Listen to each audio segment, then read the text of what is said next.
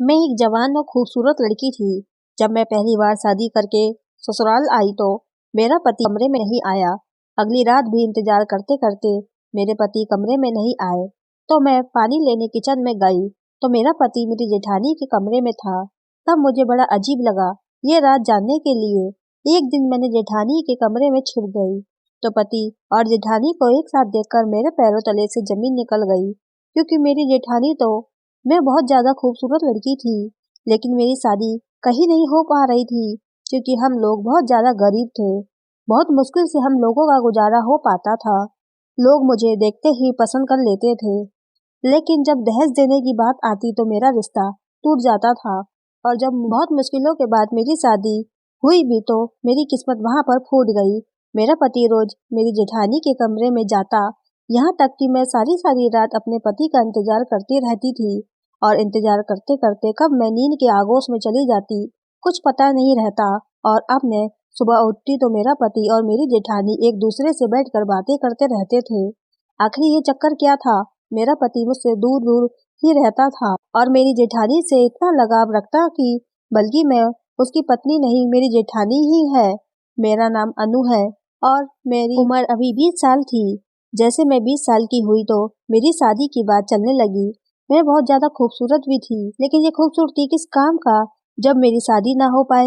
मेरी माँ लोगों के घरों में झाड़ू पोछा का काम किया करती थी और मेरा और अपना पेट पालती थी। काश मेरे पिता होते तो हम लोगों को इतना दुख नहीं झेलना पड़ता। मेरी माँ भी लोगों के घरों में झाड़ू पोछा का काम करने चली जाती थी, लेकिन मेरी माँ भी क्या करे, अब खुद पर घर पर बैठकर जवान लड़की को घर से बाहर तो नहीं भेज सकती थी।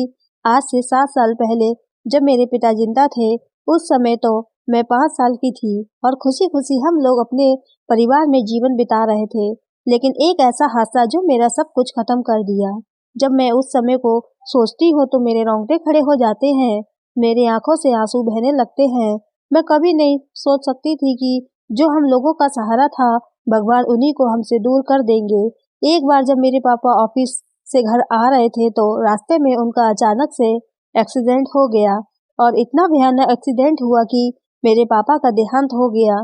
जब मेरी माँ को ये बात बताई गई तो मेरी माँ भी मरते मरते बची। अब तो हम लोगों का कोई सहारा नहीं था, बस मैं और मेरी माँ 2 ही लोग थे। गरीबी की वजह से मेरी माँ मुझे पढ़ा नहीं सकी और मैं घर पर ही रहने लगी। और मेरी माँ लोगों के घरों में मेहनत मजदूरी करके पैसे लेकर आती तो हम माँ बेटी का गुजारा हो पाता था। ऐसे ही करते करते जब मेरी उम्र 20 साल की हो गई तो मेरे माँ को मेरी टेंशन सताने लगी, क्योंकि घर में जब जवान बेटी हो तो लोगों का नजर का पड़ना शुरू हो जाता है। मेरी माँ मुझे घर से बाहर नहीं जाने देती थी। अगर मेरे लिए रिश्ता आता तो लोग मुझे पसंद तो कर लेते थे, लेकिन अगले ही पल ठुकरा कर चले जाते थे। कहते थे कि दहेज नहीं है तो क्या करने के लिए रिश्ता अपने घर पर मंगवा ले। अब मेरी माँ दहेज कहाँ से लेकर देती, क्योंकि थोड़ा बहुत पैसा पाती थी, उसी से हम लोगों का गुजारा होता था, तो दहेज कहाँ से भला देगी। मैं तो बस यही सोचती रही, भगवान ने हम माँ बेटी की किस्मत में क्या लिखा है, क्या हम लोगों का दुख उन्हें दिखता नहीं। कम से कम मेरे पापा के साथ इतना बड़ा अनहोनी नहीं किया होते तो शायद आज हम माँ बेटी इतने दुख नहीं झेलते। काश मुझे ही लड़का बनाकर भेजे होते तो आज मैं अपनी माँ का सहारा बनती, ना कि बोझ। हम मानते हैं औलाद बोझ कभी नहीं होती, लेकिन क्या करें, होता तो वही है जो भगवान को मंजूर रहता है। मैं तो ज्यादा कुछ नहीं कर सकती थी, बस माँ के कामों में थोड़ा बहुत हाथ बटा देती थी। एक दिन मैंने माँ से कहा, माँ मुझे भी आपके साथ काम पर चलना है, मैं घर पर अकेले बोर हो जाती हूँ। सोचा है कि आपके साथ कुछ काम करके पैसा ज्यादा मिल जाएगा तो हम लोगों का भी और अच्छे से गुजारा हो जाएगा। लेकिन मेरी माँ हमेशा डरती रहती थी कि अगर किसी की नजर मुझ पर पड़ गई तो पता नहीं वह लोग मेरे साथ क्या करेंगे, क्योंकि मैं बहुत ज्यादा खूबसूरत थी। गोरा रंग, रूप, नयन, नक्श सब कुछ बहुत अच्छा था। यूं ही इसी तरीके से वक्त गुजरता रहा। जब पहली बार मेरा रिश्ता आया तो उनके मुंह से ऐसी बात निकली कि लड़की तो मुझे बहुत पसंद है, लेकिन पहले ये बता दो दहेज कितना दोगे और सामान में क्या क्या मिलेगा।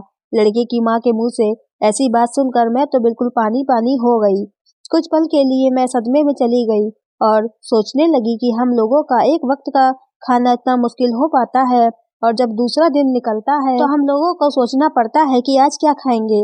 और इन लोगों की इतनी बड़ी बड़ी बातें सुनकर मेरी माँ का दिल उदास हो गया। मेरी माँ बिल्कुल मायूस होकर रह गई। दूसरे दिन फिर से मेरे लिए एक रिश्ता आया। जैसे ही वह लोग शादी के लिए तैयार हुए, मेरी माँ झट से हामी भर ली। मैं तो बस सोचने लगी कि माँ ऐसा क्यों कर रही है। बिना कुछ जाने समझे, बिना कुछ पूछे जाचे मेरी माँ रिश्ते के लिए मान गई। मैं माँ के पास गई और माँ से पूछा, माँ आपने ये रिश्ता क्यों स्वीकार कर लिया है। माँ कहने लगी कि अनु, लड़का बहुत अच्छा है, घर खानदान का है। और जब मेरी सहेली ने खुद कहा है कि ये लड़का बहुत अच्छा है, तुम अपनी बेटी की शादी इस लड़के से कर सकती हो, दान दहेज भी कुछ नहीं देना पड़ेगा। और तुम्हें तो पता है ना, हम लोगों के पास देने के लिए कुछ भी नहीं है, और ये लड़का अच्छा खासा है और तुमको हमेशा खुश रखेगा। तो इसमें सोचने वाली कौन सी बात है। और तो और वह लड़का घर का इकलौता वारिस है। बस केवल 2 बहनें और 2 भाई हैं, जिसमें कि एक भाई किसी कारणवश इस दुनिया से चला गया और बहनों की शादी बहुत पहले की गई है। बस लड़का और उसकी भाभी यानी कि तुम्हारी जेठानी 2 ही लोग इतने बड़े घर में अकेले रहते हैं। उसके माँ बाप भी इस दुनिया में नहीं है। इसमें सोचने वाली कौन सी बात है। तुम वहाँ पर बहुत ज्यादा खुश रहोगी। मेरी बात मानकर उस लड़के से शादी कर लो। अपनी माँ के मुंह से ऐसी बातें सुनकर मैं भी बहुत ज्यादा खुश हो गई। मेरी किस्मत बदलने वाली थी और कोई मेरी जिंदगी में आने वाला था।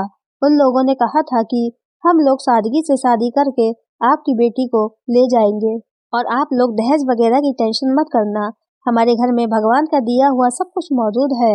मेरी माँ इस बात से बहुत खुश हुई।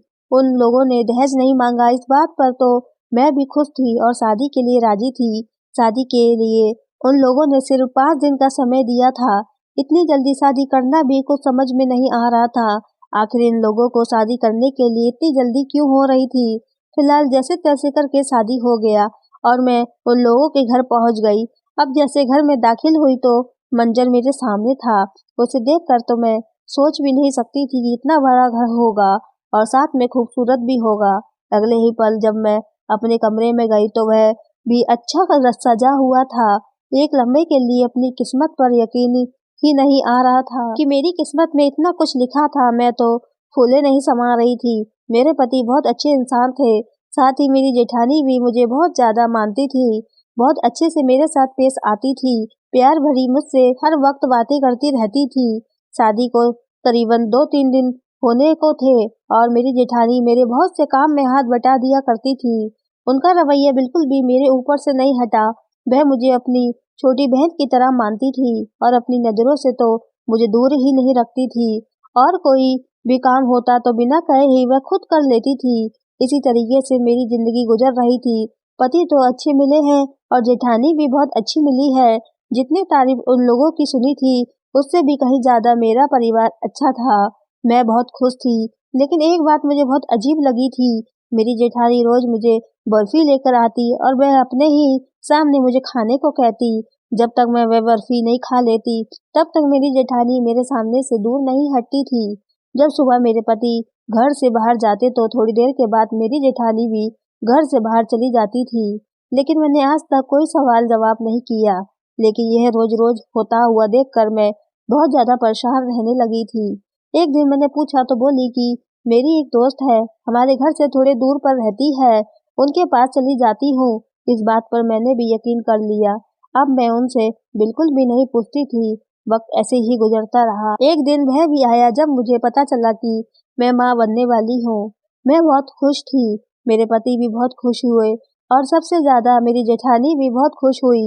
उन्होंने मेरा बहुत अच्छे से ख्याल रखा। मुझे ये महसूस नहीं होने दिया कि मेरी माँ मेरे पास नहीं है। मेरी जेठानी मेरी माँ से बढ़कर मुझसे प्यार करती थी। और तो और वह मुझे रोजाना रात में खाना खाने के बाद मीठे में बर्फी अपने हाथों से खिलाती थी और जब तक मैं सो न जाऊं तब तक वह मेरे पास बैठकर मेरे सर पर हाथ फेरते रहती थी। 1 महीना ऐसे ही गुजर गया था। एक दिन अचानक मेरी तबीयत खराब हो गई। मेरे पति मुझे अस्पताल लेकर चले गए। तबीयत इतनी ज्यादा खराब हो गई कि मुझे अपना बच्चा खोना पड़ा। मैं अपने बच्चे के दुख में 1 हफ्ता बिस्तर पर ही पड़ी रही। मेरे पति ने मुझे बहुत संभाला, मुझे बहुत दिलासा दिया। मेरी जेठानी ने भी मेरा बहुत ख्याल रखा। 1 हफ्ते बाद पहले ही की तरह मैं अपनी जिंदगी में वापस आ गई। वक्त गुजरता गया। मैं भगवान से बहुत मिन्नत करती रहती थी कि एक बार फिर से मेरी उजड़ी हुई गोद को खुशियों से भर दे, बच्चे की खुशियां दे दे। कुछ दिन बाद फिर से भगवान ने मेरी दुआ सुन ली। मैं फिर से गर्भवती हो गई। मेरी खुशी का कोई ठिकाना नहीं था कि मैं फिर से माँ बनने वाली हूँ, और अगले ही पल फिर से मेरे ऊपर दुखों का पहाड़ टूट पड़ा। मेरा बच्चा दुनिया में नहीं रहा। ऐसे ही करते करते 4 से 5 बार मैं प्रेग्नेंट हुई और मेरा बार बार बच्चा इस दुनिया में आने से पहले ही चला जाता। अब मैं बिल्कुल ही परेशान हो गई थी। मुझे कुछ भी समझ नहीं आ रहा था कि मेरे साथ क्या हो रहा है। लेकिन हैरत की बात यह थी कि मेरे पति और मेरी जेठानी का व्यवहार जरा भी बदलाव नहीं आया था। मैं बहुत ज्यादा परेशान रहने लगी थी। दिन यूं ही गुजरते रहे। मेरी तबीयत हमेशा खराब रहने लगी और मैं हर वक्त यही सोचती रहती कि आखिर मेरे साथ यहाँ सब क्या हो रहा है। और सबसे बड़ी हैरानी की बात तो यह थी कि मेरी जेठानी का प्यार मेरे लिए कम नहीं हुआ था। 3 से 4 बार मैं प्रेग्नेंट हो चुकी थी, लेकिन हर बार मेरा बच्चा दुनिया में आ नहीं सका। मैं अब दिमागी तौर पर बीमार रहने लगी थी। तबीयत हर वक्त खराब रहने लगा। कुछ समझ नहीं आया कि मेरे साथ क्या हो रहा है और क्यों हो रहा है। वैसे तो मेरी जेठानी मेरा बहुत ख्याल रखती थी। जब मैं उनसे कहती कि मुझे दवाई चाहिए तो वह मुझे साथ ले जाने की बजाय खुद ही डॉक्टर के पास चली जाती और मुझसे कहती कि मेरी बहन तुम बाहर मत जाया करो, जमाना बहुत खराब है। दिन ब दिन ऐसा महसूस होने लगा कि मैं बिल्कुल भी अकेली रह गई हूँ। सब कुछ अजीब सा हो गया था, या फिर ऐसा लगता था जितनी तेजी से खुशी की लहर मेरी जिंदगी में आई थी, उतनी ही तेज ये मेरी जिंदगी से जा रही हो। एक दिन मेरी जिंदगी में एक ऐसा मोड़ आया कि मेरे रोंगटे खड़े हो गए। मैंने तो कभी सपने में भी नहीं सोचा था कि ये सब भी मेरी जिंदगी में आने वाला है। मैंने अपने पति को अपनी जेठानी से बातें करते सुना था। मेरी आंखें और कान इस लम्हे को देखने और सुनने के काबिल नहीं थे। हुआ कुछ ऐसा था, मेरी जेठानी रोज की तरह मुझे बर्फी खिलाकर सोने के लिए कहकर चली गई थी। मेरे पति हमेशा काम पर से देर रात को घर वापस आते थे और मेरी जेठानी मेरे पति को खाना वगैरह खुद ही दे देती थी। शादी के पहले दिन से ही आज तक यही मामला था। उस दिन भी यही हुआ था। मैं सो गई थी। अचानक से मेरी आंखें खुली तो मैं पानी पीने के लिए कमरे से बाहर गई। सर चकरा रहा था, लेकिन मैं फिर भी धीरे धीरे किचन में चली गई और जैसे ही कमरे में वापस आ रही थी कि अचानक हंसने की आवाज मेरे कानों में पड़ी। आवाज मेरी जेठानी के कमरे से आ रही थी। मैं कमरे के पास गई और कुछ सुनने की कोशिश करने लगी। जैसे ही मेरे कानों में मेरे पति की हंसने की आवाज आई और कहने लगे कि थोड़ा धीरे बोलो, नहीं तो अनु जाग जाएगी।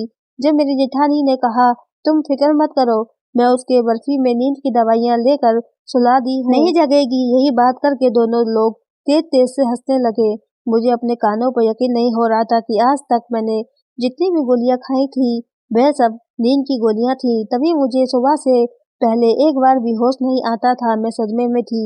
ये लोग मेरे साथ क्या कर रहे हैं। मैं उनकी और बातें सुनने की कोशिश की।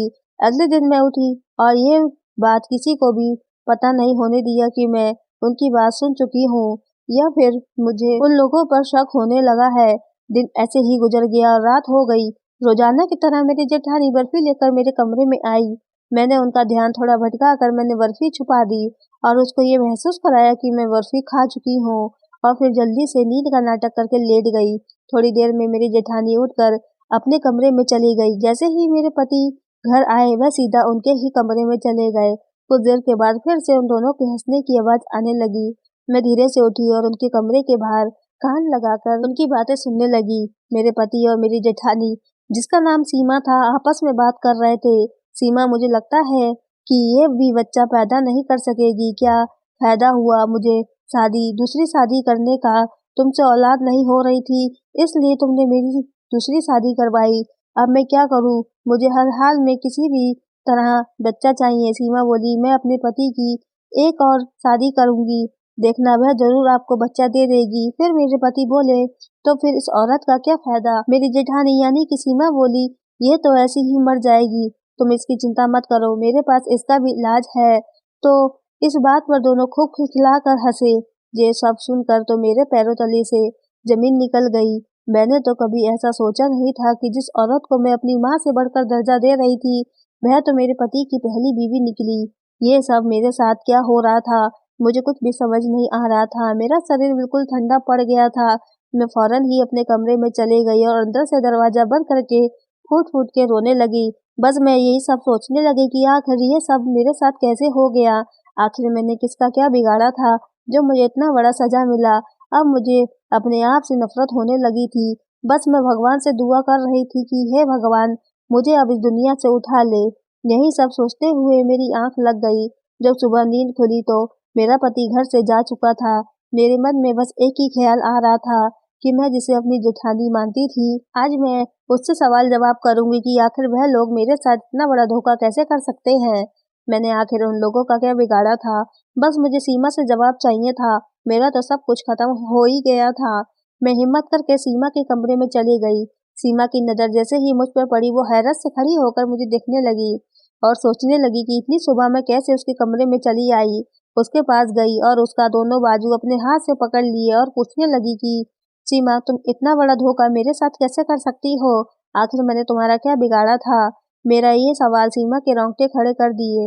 वो तो तुरंत ही समझ गई कि अब मुझे सब कुछ पता चल चुका है। इस समय सीमा अपने असली रूप में आ गई और कहने लगी कि हाँ हाँ, ये सच है, लेकिन यह भी जान लो कि अब तुम्हारी जरूरत मुझे बिल्कुल भी नहीं है और अब तुम इस घर से जा सकती हो। मेरे पति को बच्चे चाहिए थे, इसलिए मैंने उनकी शादी तुमसे कर दी और मैं ये बिल्कुल भी नहीं चाहती थी कि मेरे अलावा किसी और का बच्चा हो। और जब मैंने अपने पति को अपने आंखों से तुम्हारे पास जाते हुए देखा तो बस इसलिए मैंने हर रोज उसे बर्फी में दवा देती रही ताकि तुम कभी माँ नहीं बन सको। और अब तुम यह भी जान लो कि तुम बहुत ही जल्द ऊपर जाने वाली हो। अब मैं तुम्हें मार डालूंगी, तुम्हें जिंदा नहीं छोड़ूंगी। और वैसे भी तुम अपने आप को देख लो, उस दवाई के असर से तुम्हारा शरीर वैसे भी आधा तो खत्म हो चुका है और जो थोड़ा बहुत बचा है वह मैं खत्म कर दूंगी। मैंने भी गुस्से से पकड़कर झंझोर दिया कि तुम क्या मुझे मौत दोगी? वह तो सब भगवान के हाथ में है। जब जो चाहे जिसके साथ चाहे सब भगवान ही करते हैं और वैसे भी मैं जीना नहीं चाहती, लेकिन फिर भी मैं तुम दोनों को इतनी आसानी से नहीं छोड़ूंगी। मैंने अपने पांव पीछे की तरफ बढ़ाया और जैसे ही मैं भागने की कोशिश की, उसने मेरे हाथ पकड़ लिया, दरवाजा बंद करने की कोशिश करने लगी। तब तक मेरी नजर खिड़की के तरफ गई और खिड़की से छलांग लगाकर मैं कमरे से बाहर निकल गई। लेकिन मेरा पल्लू उसके हाथ में चला गया और उसने खींचते हुए मुझे वापस से कमरे में ले लिया और कहने लगी कि तुम बहुत उछल रही हो, अभी मेरे पति को आने दो, तब तो मैं तुम्हें देखती हूँ। आज तुम्हें मौत की घात ना उतार दूं तो मेरा भी नाम सीमा नहीं। लेकिन अगले ही पल में दोबारा से चांस पा गई और घर से निकल गई। भागती हुई मैं अपनी माँ के पास पहुंच गई और जाकर अपनी माँ से सारी बात कह डाली और फुट फुट कर रोने लगी। मेरी चीखें पर चीखें निकलती गई। मुझे मेरी माँ अपने बाजू से जकड़े हुए मुझे समझाती रही, लेकिन थोड़ी दिन के बाद ही ये पता चला कि मेरी सौतन और मेरे पति इस दुनिया से चले गए। वह दोनों घर से बाहर कहीं जा रहे थे कि अचानक से उनका एक्सीडेंट हो गया और उसी समय दोनों का देहांत हो गया। इसलिए भगवान के घर देर है अंधेर नहीं। उन लोगों के किए हुए कारनामे की सजा उन्हें मिल चुकी और मैं अपनी माँ के पास रहने लगी थी। दोस्तों, कहानी अगर पसंद आई हो तो चैनल को सब्सक्राइब करना, वीडियो को लाइक करें। फिर मिलते हैं एक नई कहानी के साथ। जब तक के लिए दीजिए इजाजत। धन्यवाद।